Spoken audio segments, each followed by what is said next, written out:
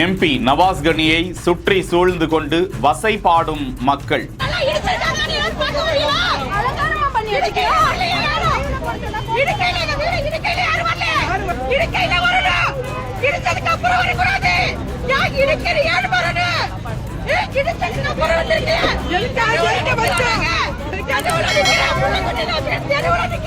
இடித்து தரைமட்டமாக்கி 2 நாட்கள் கழிச்சு வரீங்களே என ஏசுவது ஏன்?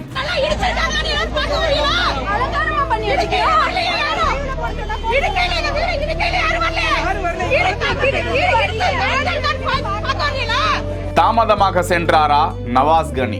அறந்தாங்கி அருகே நடப்பது என்ன?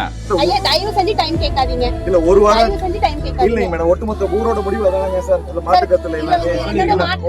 ஊருடைய மாற்று கருத்து இருக்குங்க. நாளைக்கு நாங்க எடுத்துறோங்க ஐயா. ஒரு வாரம் கமர்ஷியல் எஸ்டாபிலிஷ்மென்ட் எடுக்க மாற்று கருத்து இல்ல. இல்ல மேடம், எங்களோட அறவழி போராட்டம் தொடரும் மேடம். ஒரு வாரத்துக்கு டைம் கேட்டிருக்கேன் மேடம். எங்களோட அறவழி ஐயா ஒரு வாரம் டைம்லாம் கொடுக்க முடியாது ஐயா.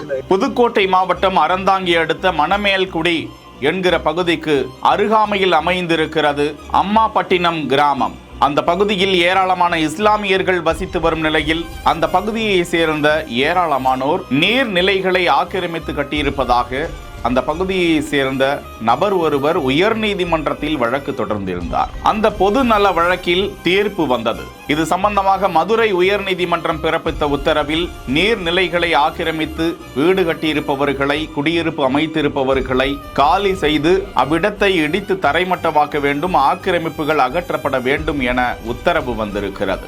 இதனைத் தொடர்ந்து ஆர்டிஓ தலைமையிலான அதிகாரிகள் அந்த பகுதியினருக்கு கடந்த 2 நாட்களுக்கு முன்பே சென்று பேச்சுவார்த்தை நடத்தியிருக்கிறார்கள். அதன் பிறகு அந்த பகுதியை சேர்ந்த யாரும் தடையாணை ஏதும் பெறவில்லை என்ற நிலையில் மதுரை உயர்நீதிமன்ற கிளையின் உத்தரவின் பேரில் ஜேசிபி எந்திரத்தோடு அந்த பகுதிக்கு கடந்த 2 தினங்களாக சென்று அங்குள்ள ஆக்கிரமிப்புகள் அகற்றப்பட்டு வரும் நிலையில் ராமநாதபுரம் நாடாளுமன்ற உறுப்பினர் நவாஸ் கனி அந்த பகுதி மக்களை சந்திக்க சென்ற போதுதான் 2 நாட்கள் என்ன செஞ்சுக்கிட்டு இருந்தீங்க, ஏராளமான வீடுகளை இடித்து தரைமட்டமாக்கி விட்டார்கள், இப்ப வந்து பார்த்து என்ன பிரயோஜனம் என கேட்டு அவர்கள் வசை பாடிக் கொண்டிருக்கும் காட்சியை தான் பார்த்து கொண்டிருக்கிறோம்.